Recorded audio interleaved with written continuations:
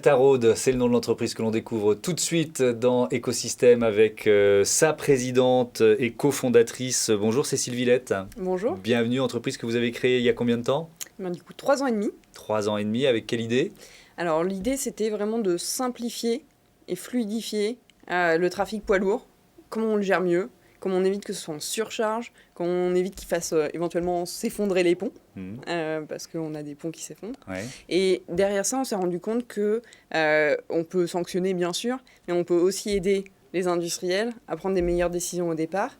Et on s'est rendu compte à partir de là qu'on les aidait aussi à tracer les contenus qu'ils mettaient dans les camions, et en l'occurrence, les déchets du BTP. Donc Ouais, votre point central, c'est ça, les déchets du BTP, avec une solution que vous allez nous présenter pour rendre finalement la gestion de ces déchets beaucoup plus efficace. On a un bon exemple avec l'un de vos premiers clients. Bonjour Olivier Quignon. Bonjour. Bienvenue, vous êtes directeur du pôle terrassement urbain chez Razelbeck. En quelques mots, vous nous présentez cette entreprise? Alors, Razelbeck est une filiale le groupe Faya, donc une entreprise familiale qui est la propriété de Jean-Claude et de Laurent Faya.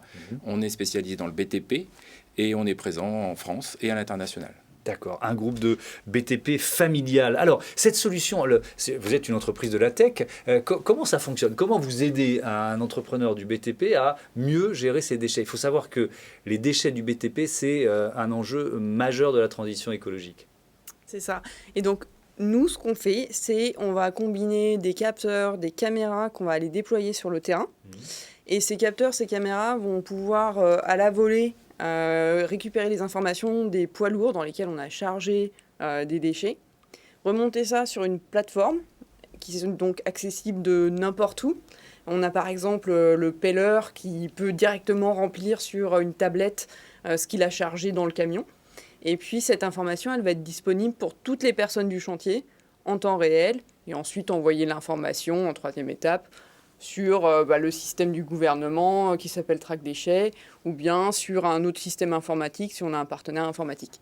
Il y a un système gouvernemental qui s'appelle Track Déchets. Alors oui, c'est quoi ça? c'est nouveau. Oui. Il y a le décret qui est sorti en mars 2021 et qui rend obligatoire l'utilisation de Track Déchets à partir de janvier de l'année prochaine, 2022. Et le but, c'est que tous les mouvements de déchets dangereux puissent être en temps réel poussés sur cette base pour qu'on sache exactement d'où ils partent, où ils arrivent et comment c'est traité. Et le but de ça, c'est bien sûr de pouvoir améliorer, parce que si on peut tracer, on peut améliorer. Ouais. Alors ça, c'est passionnant, parce que ça veut dire qu'une entreprise comme la vôtre, vous êtes client d'Altarode depuis combien de temps? Depuis 2019. Depuis 2019, donc vous êtes déjà prêt à finalement suivre ce nouveau règlement, suivre les conséquences de ce décret, c'est ça? Tout à fait. Altarode a en fait développé la solution qui va nous permettre demain de saisir l'ensemble des informations nécessaires pour remplir le track déchets d'une manière complètement automatisée, que l'on va pouvoir développer soit auprès d'un chef d'équipe ou d'un chef de chantier, soit directement depuis l'opérateur de l'appel. Qu'est-ce que ça change? Essayons d'être concret. Si on fait un avant-après, qu'est-ce que ça change depuis que vous utilisez Altarode? Alors en fait, aujourd'hui, on nous parle beaucoup d'économie circulaire, on parle beaucoup d'impact environnemental, on parle de bilan carbone. Pour pouvoir le réaliser, ce bilan carbone, il faut quand même un point de départ. Il faut savoir de où c'est parti, de où ça arrive. La méthode empirique qui était utilisée, c'est on prend des camions, on compte le nombre de camions, on les fait partir à une destination qui correspond au type de déchets correspondant. Et ensuite, ces camions ont une pesée. Au contrario, on récupère donc la pesée, la distance, le transport, et on sait faire un impact carbone. Mais il y a quand même une limitation à ce système, parce qu'on n'arrive pas à avoir... ça manque de fluidité, ça manque de linéarité. Un maître d'ouvrage qui reste propriétaire de son déchet et donc responsable de son déchet, il a besoin de transparence, il a besoin de visibilité, de savoir ce que l'on va en faire. Là, on est capable de lui proposer la solution qui va visualiser le soir même de l'opération. Donc, il saura où a été chargé son matériau, qui l'a transporté, où il a été déposé ou traité. Le fait d'avoir un point de départ, ça va nous donner une évaluation de nos transports, de nos distances. On va pouvoir aussi mesurer où sont nos plus gros impacts. Est-ce qu'ils seront sur le transport, sur le chargement, sur le traitement final?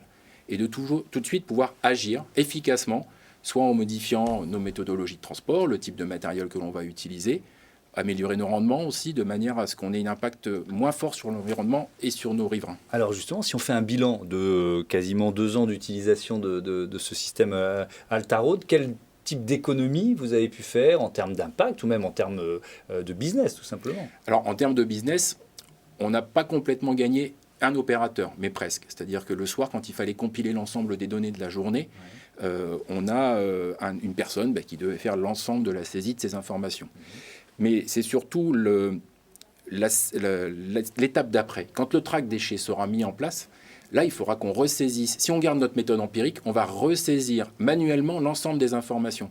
Le truc va être ingérable, trop lourd, et ça va nous nécessiter de recruter des gens qui ont une compétence intellectuelle un peu au-dessus de la moyenne pour pouvoir gérer cette difficulté, mais par contre sur un métier qui ne va pas être extrêmement valorisant en termes de, Donc il y a de travail. Il y a une contradiction. Exactement. Et là, l'outil qui est fourni par Altarod, mais il nous résout cette problématique. On met de l'intelligence artificielle dans un système qui va nous rendre plus vertueux. Donc c'est de l'économie à venir, ça j'ai bien compris. Et sur l'impact environnemental, vous l'avez modélisé, le gain? On arrive aujourd'hui à se dire, le camion, quand il a fait tant de kilomètres, il a produit de temps. Mais on n'arrive pas à avoir l'ensemble des informations à la fois avant et ensuite après. Est-ce que ça permet aussi, parce que là on est dans une transparence, dans une meilleure connaissance des déchets qui sont transportés, est-ce que ça permet aussi de mieux les traiter, de mieux les valoriser finalement? Alors ça, on a différents sites avec qui on a discuté. Donc en termes de gains, il y a plusieurs choses. Il y a déjà des gains sur le transport. Bien sûr. Parce que en fait, avec notre système, on est capable d'évaluer le chargement du camion au moment où il va partir du chantier. Et donc sur ça, on a vu que sur certains chantiers, on est entre 5 et 10% de réduction du transport. Et donc ça, c'est absolument colossal. Impact direct. Voilà, impact direct.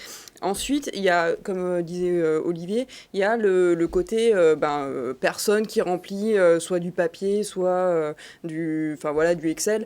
Et c'est qui n'est pas une tâche particulièrement fun et puis qui demain sera encore plus compliqué en termes d'étapes. Donc il y a ce deuxième impact-là.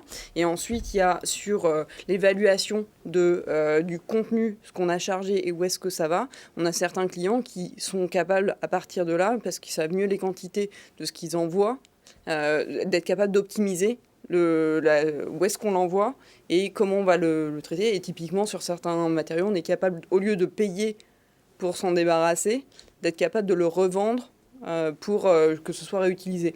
Alors là, bien sûr, Olivier peut rebondir que c'est pas si simple parce qu'il faut se mettre d'accord en temps réel sur les lieux, etc.